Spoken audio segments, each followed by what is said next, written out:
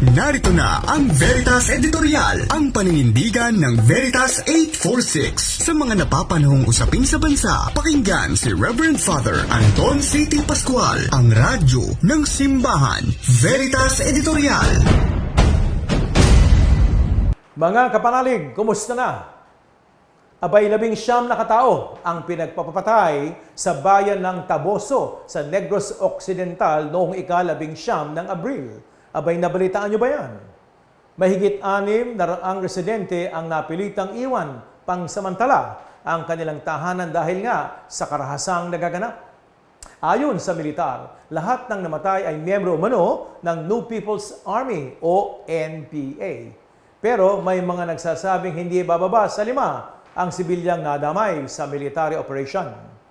Hindi sila kasapi ng NPA. Aba, investigasyon ang kailangan dyan.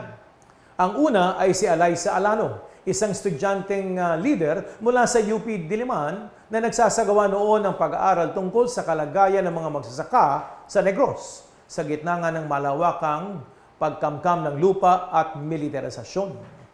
Ang pangalawa po ay si RJ Ledesma, isang community journalist na nakababad sa lugar upang mag-ulat tungkol sa epekto ng renewable energy projects sa mga sakahang komunidad. Ang pangatlo ay si Maureen Santuyo, isang organisador ng mga magsasaka at magbubukid sa Negros Occidental upang ipaglaban ang kanilang karapatan sa mga lupain. Si Errol Wendell ang pang-apat.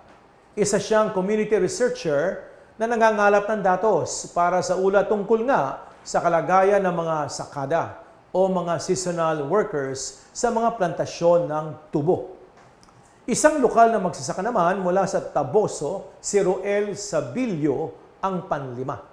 Nagtatrabaho siya sa negosyo ng kanyang kamag-anak nang nangyari ang operasyon ng mga militar.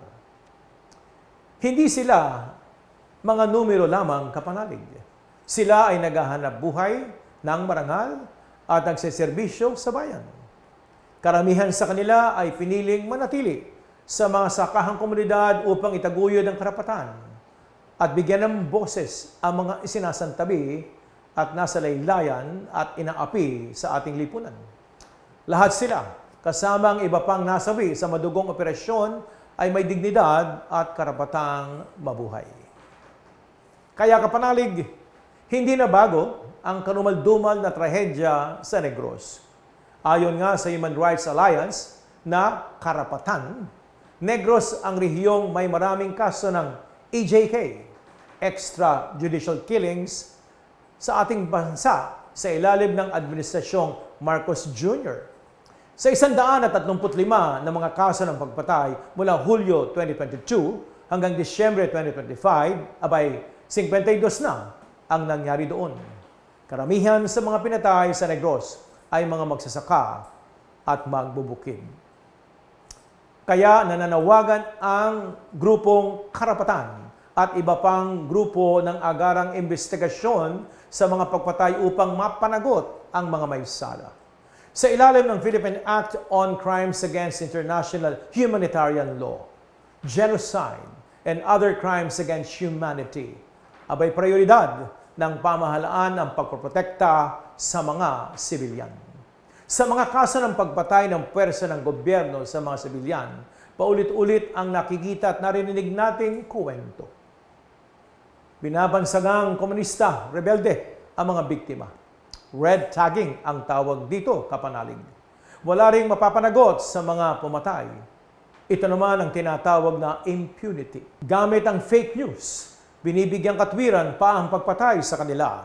At ang nakakabahala pa, kapanalig, may mga komentong pinagtatawanan at kinukutsa pa ang mga biktima at ipinagdiriwang ang pagpatay sa kanila. Nasaan ang ating konsyensya? Nasaan ang ating pagiging Pilipino? Nasaan ang ating pananampalataya?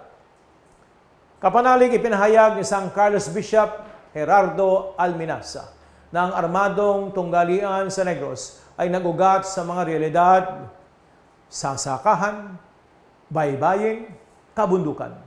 Nagsimula ito sa kawalan ng lupa ng mga magsasaka sa malalawak na asyenda. sa matinding kahirapan sa mga komunidad na napapaligiran ng kayamanan, sa paulit-ulit na pang-aabuso sa mga manggagawa, sa kawalan ng katarungan para sa mga isinasantabi sa ating lipunan. Dagdag pa ng obispo, may tunay at makatarungang kapayapaan kung iiral ang hustisya sa lupa at kabuhayan, pakikilahok sa pamamahala, katotohanan at tunay na accountability, pagpapanagot at ang pagpanumbalik sa dignidad ng bawat tao. Kaya kapanalig, anumang problema o krisis ang nangyayari sa mundo, huwag nating hayaang mawalan tayo ng puso, konsyensya, respeto at malasakit sa ating kapwa. Gaya ng wika sa aklat ng awit, Kabanata 34:14. Ating pagsikapang kamti ng kapayapaan. Kapanalig sa proseso ng paggamit ng kapayapaang ito, kailangan igawad ang katarungan sa mga biktima. Kapanalig, katarungan po ang napakahalaga sa pagkasabuhay ng pag-ibig na siyang hamon sa atin ng Diyos na buhay. Sumainyo ang katotohanan. Inyong napakinggan ang Veritas Editorial. Ugaliing pakinggan ng Veritas Editorial kasama si Reverend Father Anton C.T. Pascual. Veritas Editorial.